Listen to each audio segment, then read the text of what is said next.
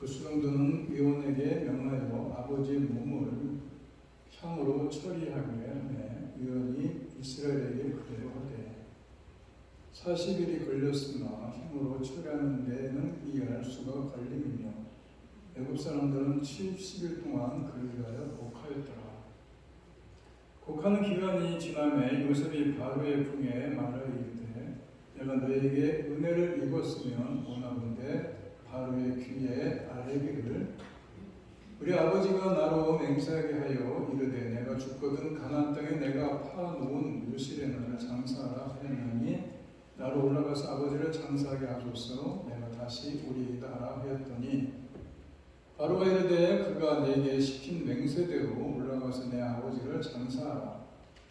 요셉이 자기 아버지를 장사하러 올라가니 바로의 모든 신하와 바로 궁의 원로들과 애굽 땅의 모든 원로와 요셉의 온 집과 그의 형제들과 그의 아버지의 집이 그와 함께 올라가고 그들의 어린 아이들과 양떼와 소떼만 고센 땅에 남겼으며 병거와 기병이 요셉을 따라 올라가니 그때가 심히 컸더라.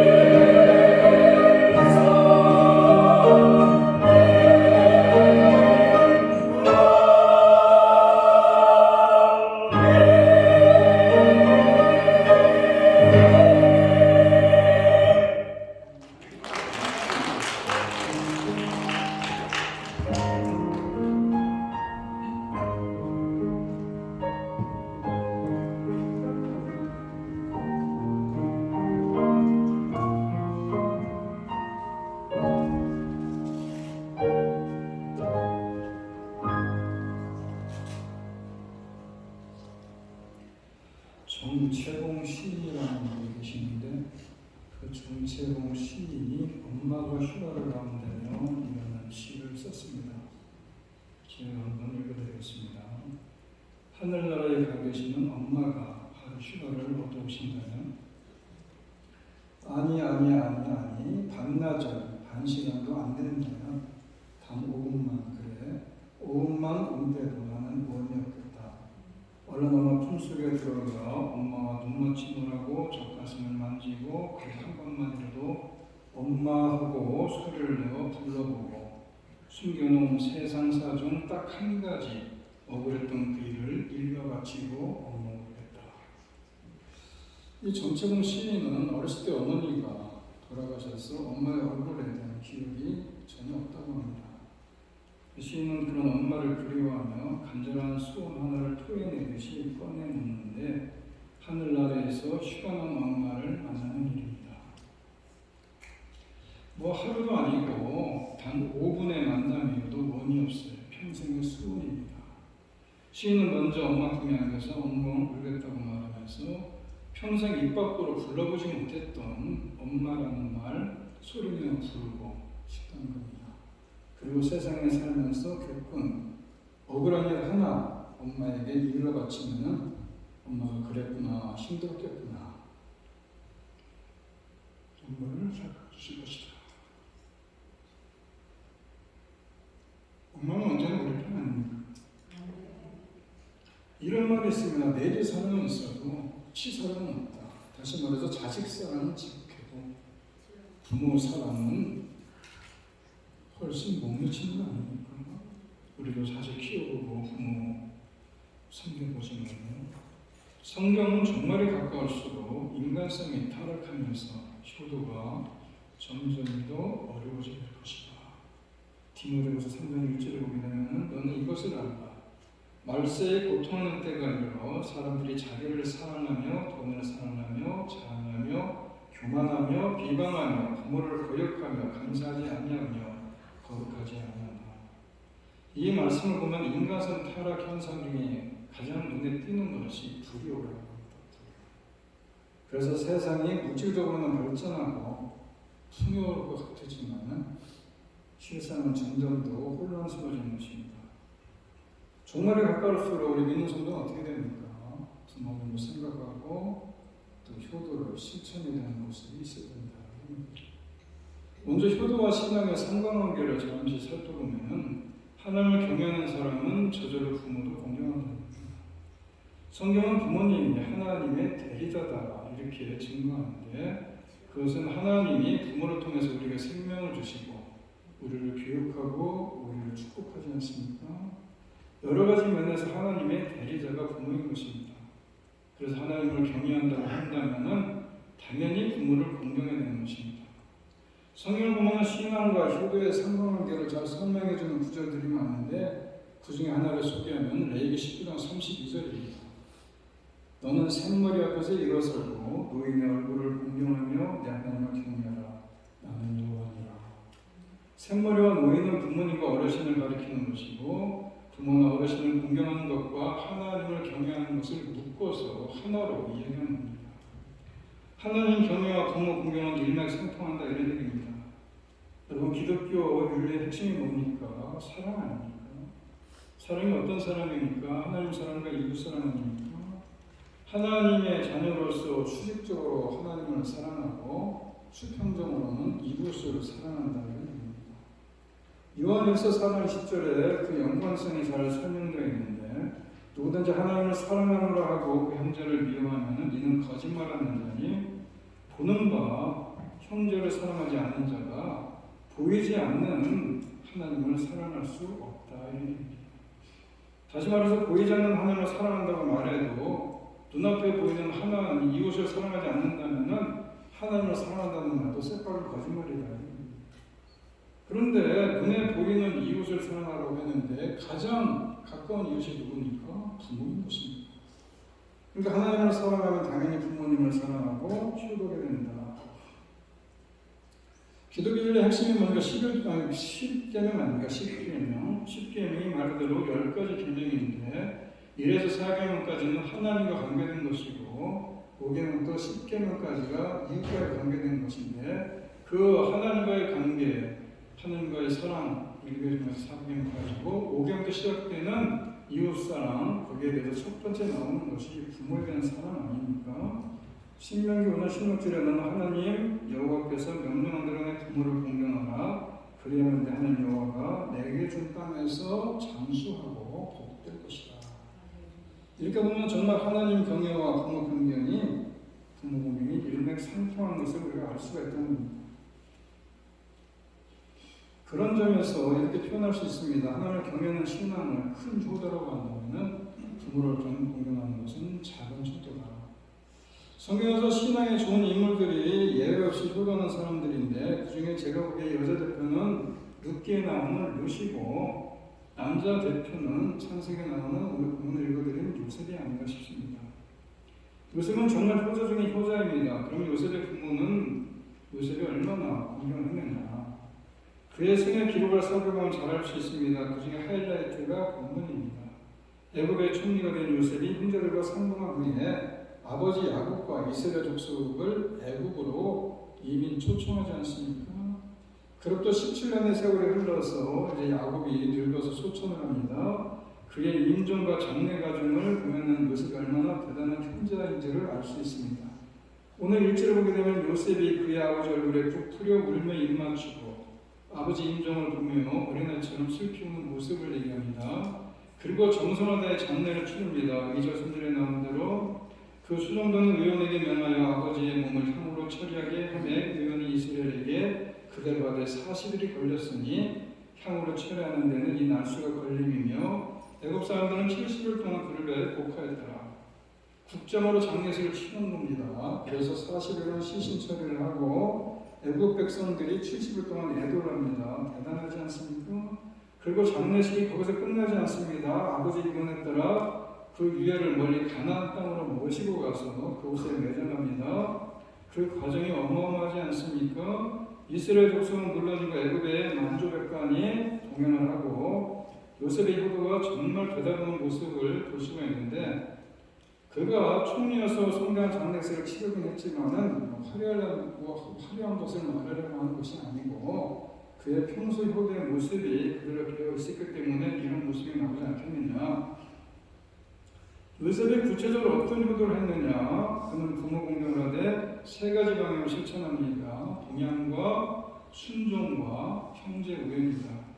우리가 부모를 기쁘게 하는 효도가 있다면 그거 아니겠습니까? 동양이 뭡니까? 부모를 잘 섬기는 것이고 순종이 뭡니까? 부모 말씀을 잘 듣는 것이고 형제 우애가 뭡니까? 부모에서부터 난 한 핏줄인 형제 자매를 우리에게 보내는 거 아니겠느냐? 요셉의 생모 라헬은 일찍이 소천했기 때문에 어떻게 공경했는지 기록이 없지만 아마 큰 기쁨이 되지 않겠는가 그런 생각을 해봅니다. 우리 어머니가 제가 아직도 안 잊어버리지 않는데 우리 어머니가 내가 이만했을 때 나보고 좀 안 컸으면 좋겠대요. 안 컸으면 평생 이만했으면 좋겠다. 얼마나 예뻤는지. 그래서 그 당시에 나이롱이 한참 유행할 때인데 이 나이롱을 사다가 옷을 입히고 근데 그게 벌써 다 커가지고 한갑도 지났어요. 그리고 이제 손주도 몇마디인지 손주도 그게 세월인 것 같아요. 그 이뻐했던 그 어머니는 이 땅에 계시지 않고 어찌됐건 이 라헬도 마찬가지입니다. 이렇게 소천해서 요셉이 생모는 어떻게 잘 섬기지 못했는지 모르겠지만 얼마나 잘 키웠겠느냐. 그리고 요셉은 아버지를 잘 보내냈습니다. 17세 형들에만 미움을 받아서 애굽에 팔려갔는데 모나면 타국 땅에서 고단한 삶을 살면서도 오늘은 아버지를 걱정하고 아버지의 안부를 걱정합니다. 흉년 통에 양식을 사놓은 형제들에게 자신의 정체를 밝히기 전에 넌지시 아버지 안부를 묻지 않습니까? 창세기 43장 27절에 요셉이 그들의 안부를 물으며 이르되 너희 아버지 너희가 말하던 그 노인이 안녕하시냐 아직도 생존해 계십니다. 그리고 나중에 자신의 정체를 밝히면서도 제일 먼저 한 말이 아버지에 대한 안부입니다. 창세기 4장 3절에 요셉이 형들에게 이르되 나는 요셉이라 내 아버지께서 아직 살아계시니까 형들이 겉에서 놀라서 대답을 요셉은 아버지의 생존을 확인하자 얼른 모세에게로 이민하라고 얘기하지 않습니까? 그때 그가 한 말이 창세기 45장 11절에 흉년이 아직 5태가 있으니 내가 거기서 아버지를 독려하리다. 아버지와 아버지의 가족과 아버지께 속한 모든 사람에게 부족함이 없게 하겠나이다 하더라. 야곱이 애굽으로 이민 간 후에 요셉이 얼마나 잘 모셨는지 안 봐도 이미 짐작할 수 있지 않겠습니까? 그리고 야곱이 열려서 병이 되니까 즉시 찾아뵙고 정성껏 돌보는 모습이 또 나옵니다. 성경에 48장 1절에 이 후에 어떤 사람이 요셉에게 말하기를 내 아버지가 병들었다 하므로 그가 곧 두 아들 문하세와 에브라임과 함께 이르렀다. 아버지 야곱이 돌아가신 후에는 본문에 살펴본 대로 정성을 다해 장례를 치릅니다. 그런데 따져보면은 야곱은 부모로서 사실 이렇게 크게 뛰어나게 야곱이 요셉에게 그리고 그 자녀들에게 자랑했던 건 별로 없습니다. 요셉 그 자체가 사기꾼 같은 사람 아닙니까? 아버지 이삭을 속이고 형 에서를 속이고 그랬던 야곱인데 그 중에 그 자녀들을 낳는데 가장 큰 피해자가 요셉입니다. 아버지가 4명의 병을 두는 바람에 이복 형제 간의 갈등이 얼마나 심했습니까? 특히 아버지가 자신을 피해나는 바람에 형들의 미움을 샀고 그래서 바로 애굽의 노예로 풀려간 그런 비밀이다. 지금 셈 아닙니까? 하지만 요셉은 아버지를 원망하지 않습니다. 부족하지만 그의 사랑을 알았기에 아니 그 이전에 하나님이 주신 아버지에게 동명합니다. 부모가 자식을 사랑하지만 그 표현을 잘못해서 상처를 주는 경우도 많습니다. 부모가 성숙하지 못하다 보니까 그런 경우 자식이 오해하고 부모를 원망할 수도 있습니다. 모든 인간은 부족한 겁니다. 부모도 마찬가지입니다. 부족하지 않습니까? 마찬가지로 자식이 철이 없을 때는 할 수 없다고 해도 그래도 나이 들고 성장했다면 이제 부모의 약점까지 감싸 안고 그리고 공경하며 공양이 된다 이런 얘기입니다. 그럴 때 하나님이 기뻐하시고 본인에게도 축복이 되는 겁니다. 한국 교회의 대표적인 성남 심리학자가 있습니다. 한신대학교의 정태기 교수님인데 그가 어릴 때 운동회가 있었는데 달리기에서 꼴찌를 했답니다. 우리 많이 허약해서. 그리고 어머니가 이렇게 얘기했다고 그래요. 나가 죽어라. 꼴찌하는 자식은 내 자식이 아니다. 그러더라는 겁니다. 그 말이 마음에 너무나 큰 상처가 됐고 그래서 매사에 자신감이 없고 심지어 대인 공포증까지 생겼는데 뭐 다 커서도 후유증이 남았는데 미국 유학 당시에 상담을 공부하면서 그 상처가 되살아나서 우리가 또 그랬다는 겁니다. 그런데 기도하면서 급히 공부하는 가운데 어머니의 진심을 깨닫게 됩니다.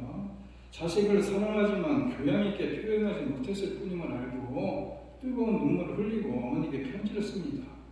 어머니 용서해 주세요. 내가 이해하지 못해서 원망하고 미워했습니다. 글을 모르는 어머니가 옆에서 글을 읽어주는 이모가 읽어주는 편지를 듣고는 답장을 보냅니다. 내가 무식해서 아들의 마음을 멍들겠구나. 맨날 며칠 내가 울었다. 이 어미를 용서해라. 정태희 교수가 이 편지를 보고 또 보고 울고 또 울었다는 겁니다. 그런데 신기한 일이 벌어졌다고 해요. 몸이 허약했는데 체중이 10kg이나 늘었고 지지부진이 됐던 박사학위 논문도 잘 쓸 수 있었다고 얘기합니다. 그러면 자식은 부모가 훌륭하거나 부족하거나 부모라는 사실 하나만으로도 공경하고 공양해야 된다 이런 얘기예요. 그게 하나님의 뜻입니다. 그렇게 하면은 하나님이 기뻐하시고 축복해 주신다는 거 아니겠어요?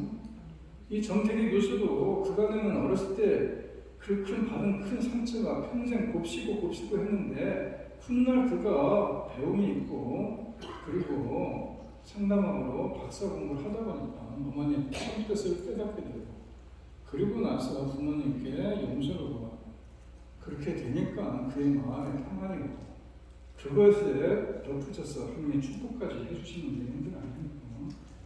우리가 기억해야 될 것은 또 하나가 있다면 육신적인 봉양뿐만이 아니라 더 중요한 것이 영적인 봉양이라는 것입니다. 육신보다 귀한 것이 영혼이고 현세보다 더 중요한 것이 내세 아닙니까? 혹시 신앙이 없는 부모님에게는 꼭 십자가 복음을 전해드려라. 이게 효도 중에 최고의 효도입니다. 이미 부모님의 신앙을 갖고 복된 말년을 보내다가 수천원 경우는 참 복된 것이고 또 말년을 보내고 있는 경우도 계시겠지만은 혹시 아직 부모님이 신앙을 갖고 계시 못한 분이 있다면은 눈물로 기도하는 자녀가 있다는 한 하나님께서 분명히 그에게 신앙을 갖게 하실 것이다. 왜냐? 하나님이 가장 기뻐하는 일이기 때문 아니겠느냐. 아무리 육신적으로 잘해드려도 영혼이 구원받지 못하면 천추의 한이 되십니다. 그리고 부모님의 신앙이 좋은 분이라면 정말 감사한 일 아닙니까? 그런 경우는 우리가 부모님 앞에서 더 열심히 신앙생활하는 것이 효도인 것입니다. 신앙의 부모님에게 자손들이 신앙생활을 잘하는 것보다 더 좋은 일은 없는 겁니다. 아무쪼록 영육간의 부모님을 잘 공경하고 하나님께 효자라고 칭찬받는, 그래서 하나님이 축복하신 약속을 받아 누리는 여러분들 되시기를 바랍니다. 요셉이 효도한 두 번째 모습, 부모를 공경한 두 번째 모습은 순종입니다. 자녀라면 부모님 말씀에 순종하는 게 맞다는 것입니다. 하나님 말씀을 절대적으로 어긋나는 게 아니라면 하나님을 믿지 못한다는 이렇게 힘들게 하는 건 아니라면 순종하라 합니다. 요셉은 어려서부터 아버지 야곱의 말씀에 순종하는 사람이었습니다. 그런데 아이러니하게도 아버지의 말씀에 순종했다가 야곱의 노예로 팔려가지 않습니까? 창세기 37장 13절을 보게 되면은 이스라엘이 요셉에게 이르되 내 형이 세겜에서 양을 치지 아니하느냐 너를 그들에게로 보내리라. 요셉이 아버지에게 대답하되 내가 그리하겠나이다. 그리고 아버지의 심부름으로 세겜까지 갑니다. 그런데 세겜에 가니까 형들이 없어요. 그러면 돌아오면 될 것인데, 그런데 물어물어서 도단까지 갑니다. 그래서 도단에 가서 형들을 만났는데 그 바람에 형들이 노예로 팔아버리지 않습니까? 그럼 또 14년 동안 뭔가 고생을 했지만 결과적으로 뭡니까? 하나님의 놀라운 섭리 가운데 애굽의 총리가 되지 않습니까? 부모님의 말씀에 순종하는 자 결국은 하나님의 축복하심을 알 수 있게 됩니다. 부모님과 순종해서 노예로 팔려가는 것을 보면서 어찌 그럴 수가 있겠느냐라고 얘기할지 모르겠지만 그로 인해서 그가 애굽에 가게 된 것이고 그로 인해서 그가 바로 왕의 눈에 띈 것이고 그래서 고생은 했지만은 애굽의 총리가 된 것 그 자체가 축복이 되는 겁니다. 멀리 가나안 땅에 가는 것, 그것도 어떻게 보면 아버지의 장례식 이야기에 나오는 얘기입니다. 오늘 본문에 나오는 이야기지만은 그것도 요셉이 아버지 말씀대로 순종한 것입니다. 왜냐, 내가 죽으면 가나안 땅에 묻어달라. 네 요셉이 거기다 있다. 이렇게 얘기하지 않습니까? 그런데 가나안 땅과 지금 가까운 거리니까 먼 거리지만은 좀 어떻게 보면 가는 것이 무리였지만은 순종하지 않습니까? 그런데 아버지가 왜 가나안의 유해를 매장하려고 했는지 알았다는 겁니다. 그것은 장차 하나님이 이스라엘 백성들을 출애굽시켜서 가나안 땅에 신령국가를 세워주시는 그런 모습 아니겠어요? 그때 장례 행렬은 출애굽의 예언 연습이었다 이런 얘기입니다. 그리고 요셉이 부모를 공경한 세 번째 모습은 형제의 우애인 것입니다. 부모의 입장에서 자식들이 서로 사랑하고 우애하는 것보다 어떠 흐뭇한 것은 없지 않습니까? 반대로 형제들끼리 다투고 우려거리면 부모의 마음은 정말 괴로운 겁니다. 오손도손 지내는 것을 봐야 편안하고 흐뭇해 하신다는 겁니다. 그래서 우애하는 것도 효도다 이런. 요셉은 아버지 야곱의 살아생전에도 형제들을 부양하며 아주 우애 있게 보냈습니다. 그런데 아버지 장례 후에 큰 변수가 생겼습니다. 형들이 겁을 덮고 집어먹은 거 아닙니까? 혹시 원수를 갚으면 어쩌나 두려워 벌벌 떨지 않습니까? 사실 인간적으로 생각하면 충분히 그럴 수 있지 않습니까? 그들을 노예로 팔아버린 것이 누굽니까? 형들입니다. 얼마나 모진 고생을 했습니까? 그 덕분에 형들이 요셉에게 사람을 보냅니다. 아버지가 용서해 주라고 하셨다면 용서를 구합니다. 그 소식을 들은 요셉은 눈물을 흘립니다. 자신은 이미 다 용서했는데 아직도 두려움에서 벗어나지 못해 형들이 안쓰럽게 보이지 않습니까? 그래서 그들을 오히려 위로합니다. 창세기 50장 19절에 보게 되면은 요셉이 그들에게 이르되 두려워하지 마소서 내가 하나님을 대신하리이까 당신들은 나를 헤아려 했으나 하나님은 그것을 선으로 바꾸사 오늘과 같이 많은 백성의 생명을 구원하게 하시려 하셨나니 당신들은 두려워하지 마소서 내가 당신들과 당신들의 자녀를 기르리이다 하고 그들을 간곡한 말로 위로하였더라. 모든 게 하나님의 섭리로 된 것이니 걱정할 것이 없다 이런 얘기입니다. 그리고 형들은 물론 조카들까지 부양하겠다 약속까지 하지 않습니까? 직접적인 기록은 없지만 야곱의 부인들까지도 잘 모셨을 것입니다. 어찌됐건 만일 야곱이 천국에서 내려다 볼 수만 있다면 얼마나 흐뭇하겠느냐. 요셉이 이런 모습을 보면서 한번 생각해 봤습니다. 부모님이 살아생전에 하는 효도도 있지만은 죽은 다음에, 돌아가신 다음에 하는 효도도 있구나. 그렇습니다. 우리가 부모님 살아생전에는 제대로 못하다가 돌아가신 후에 막심하는 경우가 얼마나 많습니까? 그래서 이런 말이 있습니다. 돌아가신 부모의 자식은 모두 다 효자라는 것입니다. 효도는 항상 지각을 한다는 것입니다. 효도하고 싶은데 부모님이 이미 안 계신 경우가 많지 않습니까? 그런데 부모님 사후에도 효도는 가능하다 이겁니다. 부모님의 유흥을 지키는 것이고 그리고 형제간에 우애하는 것이고 요셉이 그랬다는 겁니다. 물론 그는 살아생전에도 사후에도 잘한 사람이지만 혹시 우리가 살아생전에 제대로 못했어도 뒤늦게나마 잘할 수 있다는 겁니다. 혹시 살아생전에 충분히 봉하지 못했다면 이제는 어머니와 같이 부모님같이 다른 어르신이나 이웃에게 하나님의 사랑을 베풀면 되는 것입니다. 그리고 살아생전에 신앙생활 잘하는 모습을 보여주지 못했다면 이제라도 잘하면 장차 천국에서 만나서 반가워하고 기뻐하시지 않겠느냐. 하지만 부모님 살아생전에 효도하는 게 최선인 것입니다. 나중에 후회하고 아쉬워하지 않도록 기회 있을 때 효도하려는 겁니다. 저도 개인적으로 제 어머니가 소천에 있어서 오늘 어버이주를 맞이하고 있지만은 아쉽고 후회스러운 게 많습니다. 함께 식사하고 싶은데 안 되는 겁니다. 좋은 데 모습을 가고 싶은데 안 되는 겁니다. 잘못했던 거 많이 하고 싶은데 안 되는 겁니다. 그저 어머니 사진 보는 게 전부 다 아니겠습니까? 수년 전에 서울여대에서 사랑의 엽서 공모전이 있었는데 그때 대상적으로 뽑힌 그런 글이 있어서 제가 한번 소개해드립니다. 제목은 어머니인데 병원으로 돌아가신 후에 그리워하면서 쓴 글입니다. 나에게 특별 하나 주지 않은 거린들이 내게 손을 내밀 때면 불쌍하다고 생각했습니다. 그러나 나에게 전부를 준 어머니가 불쌍하다고 생각해 본 적은 없습니다. 나한테 밥 한 번 사준 친구들과 선배들은 고마웠습니다. 답례하고 싶어서 불러냅니다. 그러나 날 위해 밥을 짓고 밤늦게까지 기다리는 어머니에게 감사하다고 생각해 본 적은 없습니다. 실제로 존재하지도 않는 드라마 속 배우들 가정사에 그들을 대신해 눈물을 흘렸습니다. 그러나 일상에 지치고 힘든 어머니를 위해서 진심으로 눈물을 흘려본 적은 없습니다. 골방에 누워 아파하던 어머니 걱정은 한 번도 제대로 해본 적이 없습니다. 친구와 애인에게는 사소한 잘못 하나에도 미안하다고 사과하고 용서를 구했습니다. 그러나 어머니에게는 잘못은 셀 수 없이 많아도 용서를 구하지 않았습니다.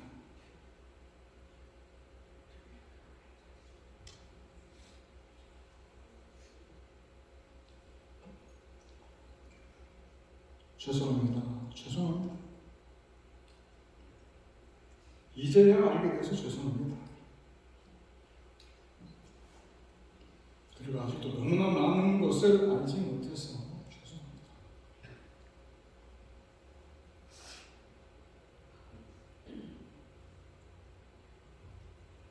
여러분, 오늘이 어버이주일입니다. 그런 소홀했던 것을 회개하고 오늘 요셉을 통해서 요셉의 효도를 한번 배울 수 있어야 됩니다.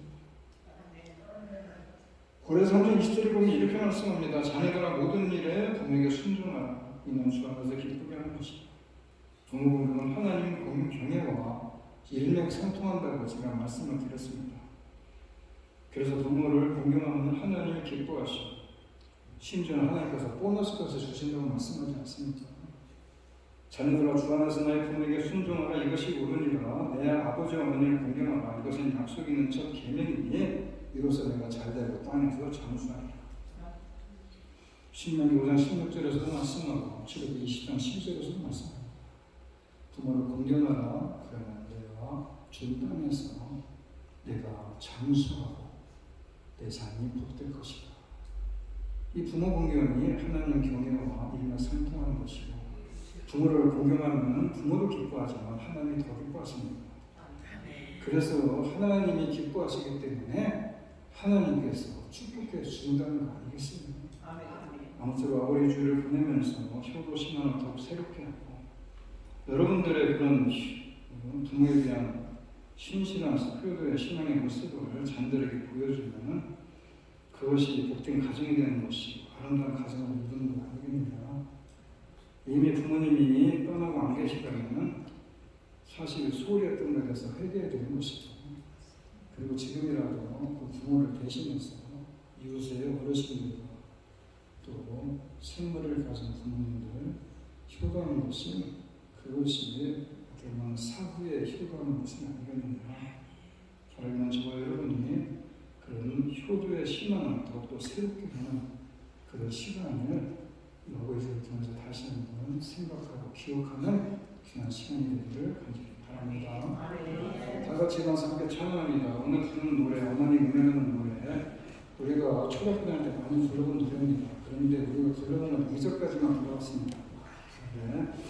3절이 있습니다. 찬송가 515장을 보게 되면은 눈을 들어 하늘을 보라, 눈을 들어 하늘을 보라. 이 노래를 작곡하신 분이 박재훈 목사님이십니다. 그런데 이 박재훈 목사님이 작곡한 곡이 바로 이 곡입니다. 어머님의. 여기에 유춘명 목사님이 작사를 붙여서 이 어머님의 은혜라는 노래를 불렀는데, 이 어머님의 노래가 너무나 노래가 좋아서 교과서에서 이거를 채택을 했습니다. 그래서 채택을 할 때에 종교적인 문제가 있다고 해서 3절까지 있는 곡을 3절은 빼버리고 1, 2절만 우리가 교과서에 실리지 않습니까? 그래서 많이 불러봤는데, 실제로 1953년도부터 어린이 찬송가에는 3절까지 나오는 이 어머님의 은혜라는 노래가 찬송으로 채택이 됐습니다. 우리 성인 찬송가에는 없지만, 그래서 우리 성인 찬송가에는 없지만 어머님의 은혜가 원래는 3절까지 있다는 사실을 기억하고 어린이 찬송가를 부르는 심정으로 함께 찬양하겠습니다.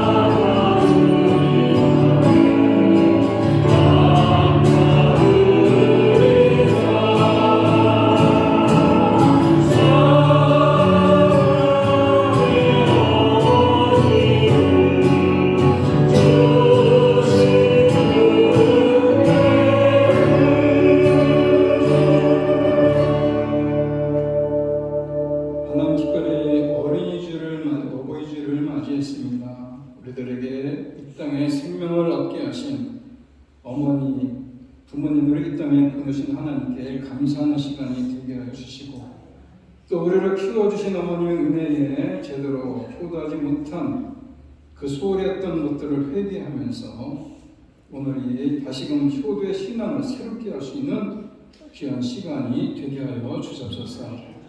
이제는 우리 주 예수 그리스도의 은혜와 하나님 아버지의 극진하신 사랑과 성령님의 교통하심이 우리들의 부모님을 이 땅에 보내신 하나님의 사랑에 감사하고 또 우리를 키워주신 어머니의 은혜에 다시 한번 감사하고 그것을 기억하며 살아가기로 이 시간 다시 한번 마음에 다짐하는 주님의 선남 선녀들 머리머리 위에와 이들의 두번 가정과 일터와 자녀들 위해 이제로부터 영원토록 함께 있을지어다. 아멘.